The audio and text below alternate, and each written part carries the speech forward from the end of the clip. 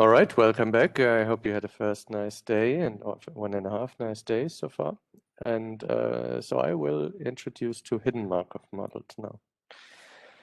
Now for this, it's useful to go back to this slide that I said yesterday. It's quite important to understand. And what we see here is that the underlying dynamics of molecular dynamics simulation, but also of many, many other dynamical systems, can be in principle written in a Markovian form. That means it can be written as a state vector, which describes the probabilities that we find the system in some state in this high-dimensional state space. So this is a function over a high-dimensional space that gives you transition probability to find the system there at a given time, 0 in this case. And there's a propagator or a transfer operator or some other linear operator, which takes this probability density and then transforms it to another density at the next time step. And there can be various things happening in this propagator. So it could do various computations, so to say, to turn this probability density into this probability density. But the point here is it only has this probability density as an input. It doesn't have like a whole sequence of probability densities from the past. It only has this instantaneous state of the system, or the distribution of states of the system. Yeah, and that's why it's Markovian. Okay, we have seen that in our case, in the case of molecular dynamics, at equilibrium, so if we simulate at equilibrium conditions, we don't like pull the molecule, we don't change the temperature during the simulation or anything like that. We set a set of thermodynamic conditions and simulated them. Then we can write the action of this operator in such a sum of eigenvalues and eigenfunctions. So psi are the eigenfunctions. So that means the probability density at any time can be written as a superposition of these psi vectors, some coefficients, and the eigenvalues. And the contribution of the eigenvalues diminishes over time. So with the lag time tau, so the lag time we use in our transfer operator, and that also means in the Markov state model, in the transition matrix, the more this effect of these different psi diminishes, and the only process which does not diminish over time is the stationary process or the equilibrium distribution.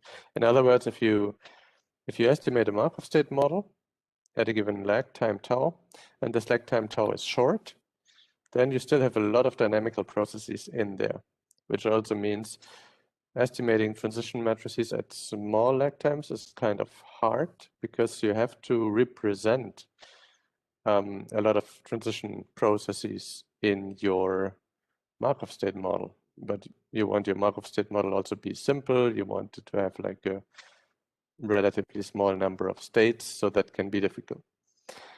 But if you turn the lag time tau to infinity, then there's only one process left, that's the stationary distribution. So the only thing your Markov state model does then is to directly give you the equilibrium distribution no matter what you put in.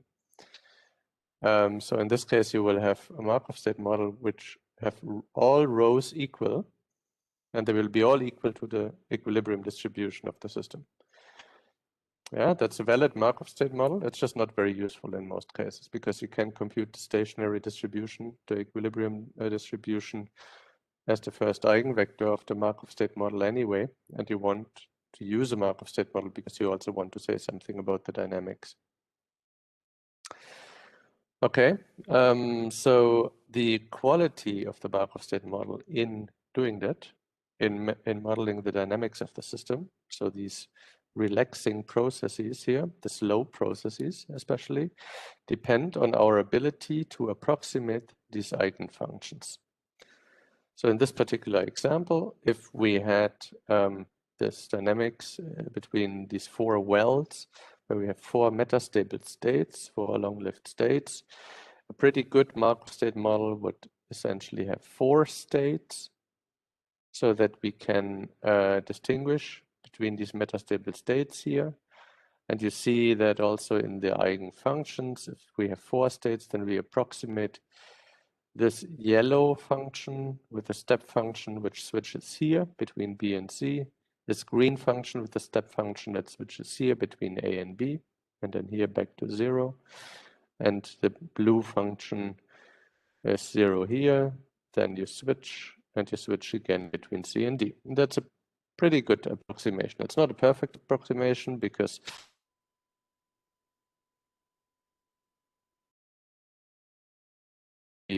smooth, but applications that are much worse if you switched in the middle of A or in the middle of C or something like that. So it's important where you place your state boundaries. You can also do a little bit better if you use more states, especially if you put some more states at the interface between A and B, B and C and D, because then you can represent the smoothness of these functions better. And then you can reduce the error, and then your Markov state model will do a better job in predicting the transition rates between the states, for example. Okay, so this is something we know, and when it's just about improving the boundaries of the states, then in principle we know what we have to do. Now, okay, and that's just another illustration of what I just said. We have a 2-well potential now, so 2 metastable states. This is the equilibrium density, and the black curve is the energy function. And here we just look at 4 different MSMs, one with 2 states and a good state separation, which is right at the transition state, a 2-state MSM with a bad state separation, where the separation is far away from the transition state, and then MSMs with more than 2 states. And as you can see, the error by this 2-state MSM is significant, even though we have used the best possible 2-state MSM. But the error of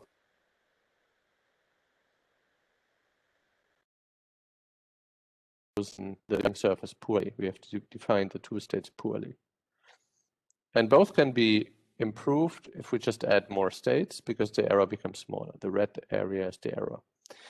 And we see an incarnation of this error in the implied timescale. So if we compute the timescales from the eigenvalues of the MSM estimated at different lag times, and this is just the largest eigenvalue, that is, the largest eigenvalue would be below 1, so the second largest. And that corresponds to the largest timescale in the system, which corresponds to the transition between the 2 states here. Then you can see for this MSM here, for this MSM, so the good 2-state MSM, we get the black curve. For the bad 2-state MSMs, we get the red curve. So that's much worse. But we can be better than the black curve by using more states, as you see here. Okay, so that's about MSM. So now we have, since I usually show these 1D examples because they're good illustrations, one may think we can always do that. One can always like add a few more states and just improve the discretization and make the MSM better, but that is usually not the case. And one of the reasons is there are 2 sources of discretization error. One is we have all the important dimensions, all the important features which describe actually the slow transitions of the molecule, and we can just choose to discretize them better. That's the case I just described. So there's a bad and a good discretization in that sense. But there are also other errors, such as projection errors. Usually, we never build MSMs or any of these kinetic models on all variables. Consider, for example, a protein or a peptide in solvent. We usually throw away the solvent coordinates. And we could use the solvent coordinates. We could, for example, think of ways to incorporate the distribution of water molecules around our around our protein. Obviously, we cannot do that by just using the solvent coordinates as they are, because solvent molecules diffuse around and they swap places. So the Cartesian coordinates of solvent molecules are very bad for doing any sort of discretization and building MSMs. Also, there are many equal states. So if you exchange two solvent molecules, you have the exact same state, but if you would distinguish that in an MSM, you would have a combinatorial explosion of the number of states you would need to parameterize. So that statistically cannot be good. You could think of things like use a density description of solvents, so kind of put a grid over your molecular system and then count in every grid point how many solvent molecules you have around that point. And you could do similar things trying to characterize the orientation of the solvent in certain places, for example, near the surface of the protein, where it probably matters most. So you can do things like that. But the much more common case is that we just throw a lot of coordinates away before we even start. And then we can have projection errors, because some of these coordinates might still be important.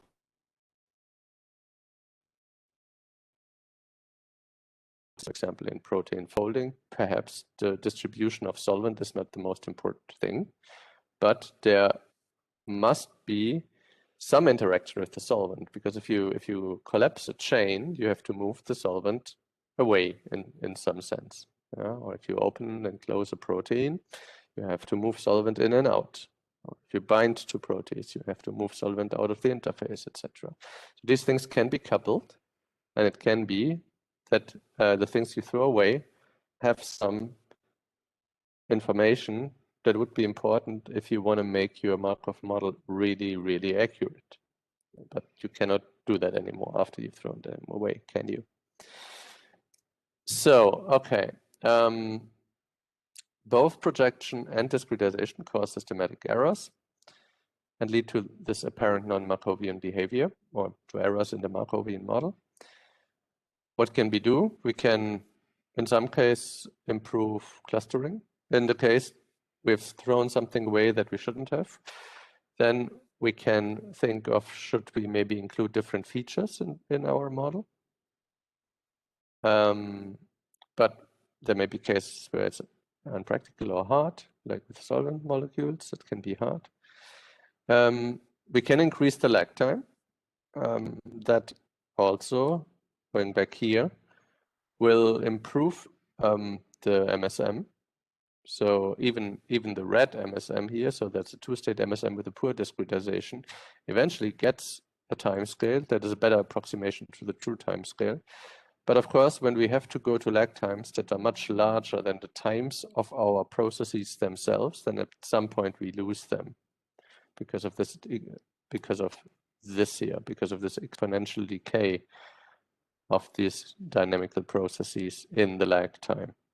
And then at some point, we will stop being able to estimate them. So this is a very nice case here where we had a lot of data and a two-well potential in practice.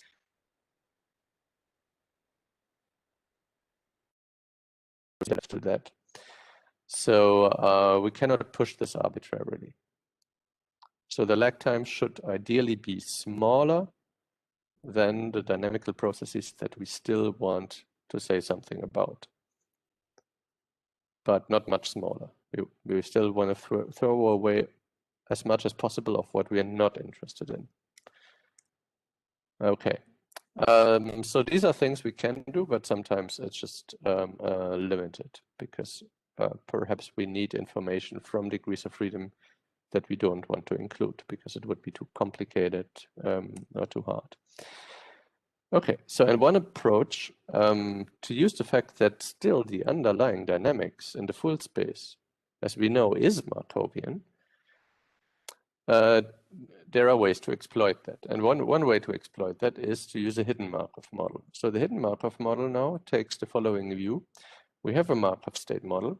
So we have a Markov chain in some hidden space. And we don't even have to specify exactly what this means, what this hidden space is.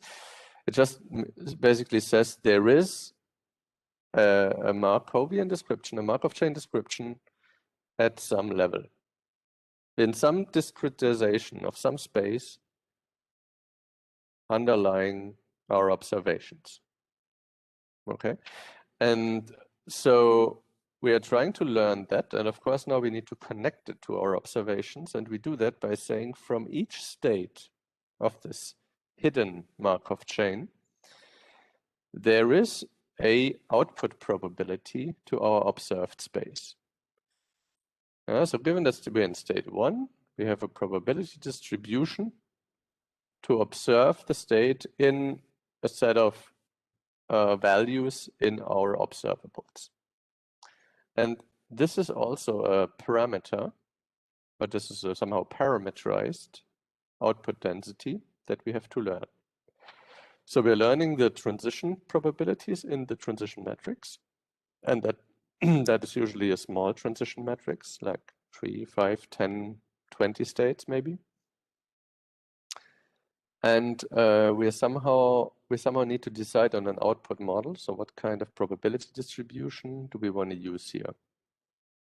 That depends on our observed states, of course, or what nature they are. So now if these are continuous variables, so for example, we just have, let's say we have done TK, so we've done the dimension reduction and we have 5 or 10 dimensions. We could now say, all right, let's do a Gaussian mixture model in the output states. Yeah, let's just perhaps cluster the space, take the cluster centroids, and then say we build a Gaussian mixture model using the centroids in this space. And then all we learn here is basically the amplitudes of these different Gaussians to represent output distribution in that space. That's one way we could do it. We could also not use the cluster centroids and just learn from scratch a Gaussian mixture model in that space, but that's pretty hard. So kind of learning Gaussian mixture models in 10 dimensions, that can be a little bit tricky. There will be many solutions. It's going to be hard to train. We have to regularize it to avoid that some of these Gaussians become super sharp, and just focus on a few data points. So there are a lot of numerical issues doing that.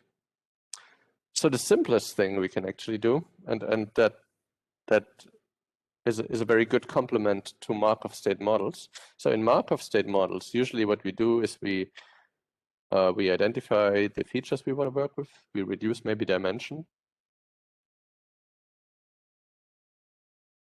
We would now directly build the Markov model by estimating a Markov chain between these clusters. Okay, so what we do instead now is to say we learn a hidden Markov model, and each hidden state outputs a discrete probability distribution to those clusters. Yeah, so it's still a discrete model, and we have for each hidden. So let's say we have 100 clusters, and let's say we have 10 hidden states. So that basically means you have to estimate a 10 by 10 transition matrix, and you have to estimate 10 probability vectors that, conditioned on each of the 10 states, output in the state space of the 100 discrete states that you have defined with your clustering. Yeah, so we have to estimate a 10 by 10 matrix and a 10 by 100 matrix instead of a 100 by 100 matrix directly. Yeah, so one nice side effect is that usually if the number of hidden states is smaller than the number of observed states, is that you need less parameters, and it can be many less parameters. It could also be 5 and 1,000. So then you would only use essentially estimate a 5 by 1,000 matrix instead of a 1,000 by 1,000 matrix. So you are using only 0.5% of the parameters compared to a full MSM, which is probably good for the statistics. And that should be enough if you only need to describe 5 processes, but you need 1,000 states in order to get the resolution to describe these 5 processes well. But the more important point is that you can really describe something which is not Markovian on these 100 or 1,000 states. Yeah, because the Markov model is in another space, and it just decides.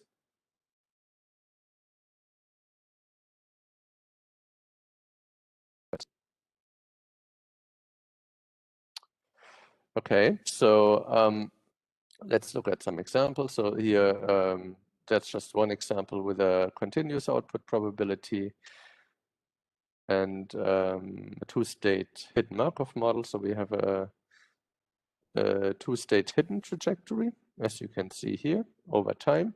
That at each of these points in time, we have an emission or an output probability. Sorry, one of the curves is almost invisible. It's basically like the mirror image of the blue one. So that means if we are in state 0 here, we output with a certain output probability. I think this is a little bit confusing here because the hidden state has discrete values here. So maybe forget about that. But so so an example of the hidden Markov model is this could be the hidden trajectory, and the observed trajectory could then, depending on where we are, output from a certain distribution. And this could be modeled by having a parameterizable output distribution in 1D, but it could also be modeled by discretizing our 1D space and then having a discrete output vector, depending on whether we're at 0 or at 1, it samples from this discrete 1D distribution. And we just keep the colors to illustrate which state we came from, which hidden state we came from. And you see, you see the transitions.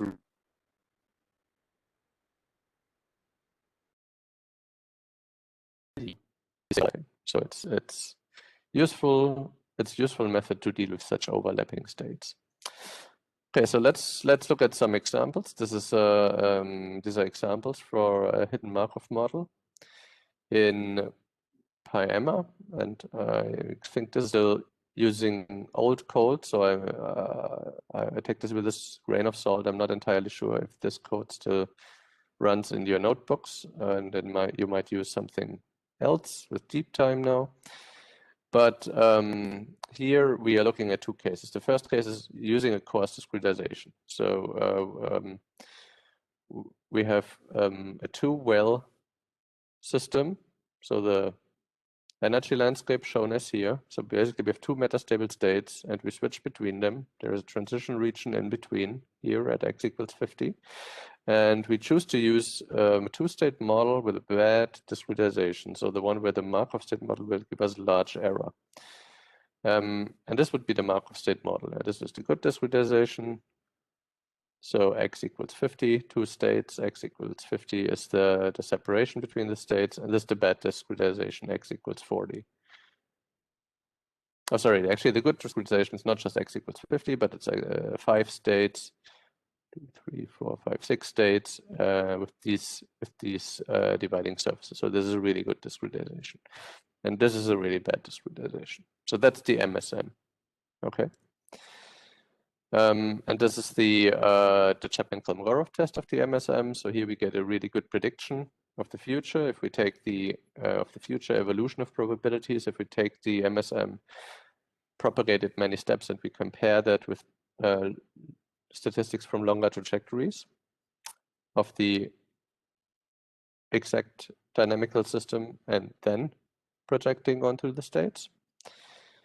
And here's the result from the bad MSM. So we get a significant deviation from the ground truth. So now we use a hidden Markov model with this discretization. Yeah, so we use a two-state hidden Markov model, and we output either to the good or to the bad discretization. And as you can see in both cases, in the good discretization case, the estimation is a little bit better in the sense that the uncertainties are smaller and you converge faster to a range of timescales that contains the true timescale. But in the bad discretization, it works as well. You converge a little slower, but you converge to the right values. In timescales, in a time that is much shorter than the time scale itself. So that's important. There's 20 steps or so at which our model is good enough. It's much, much shorter than the 350 or so, which is the time scale that we're trying to estimate. And that's not the case here in the bad discretization of the MSM. We will not be close to the time scale of, well, it's 300 or so. In 300 steps lag time. Okay, Chapman-Chronograph test. That's now at a chosen lag time.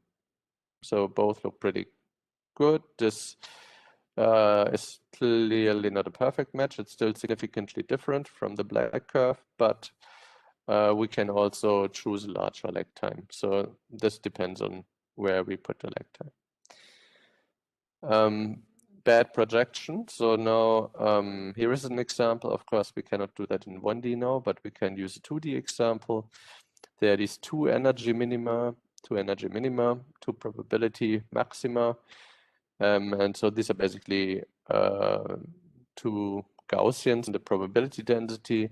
That means we have a high probability of staying here close to one of the Gaussians if we do Brownian dynamics in this surface, and then sometimes we switch over to the other Gaussian and then we stay.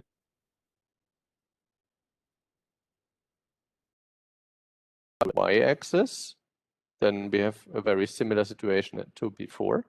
This is the good axis, the axis where we can still separate these two states quite well, or we can project it to the x-axis, and then we get this. And now we get a very strong overlap between the two states.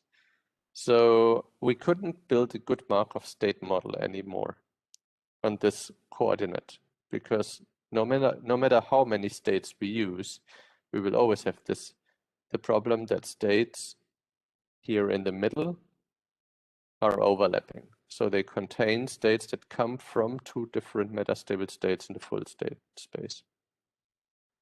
But we can still use a hidden Markov model in that case. And so here is an MSM, and I think this is a good MSM that uses a fine discretization in the bad projection. So essentially there's one slow process. The fast process here are pretty much irrelevant.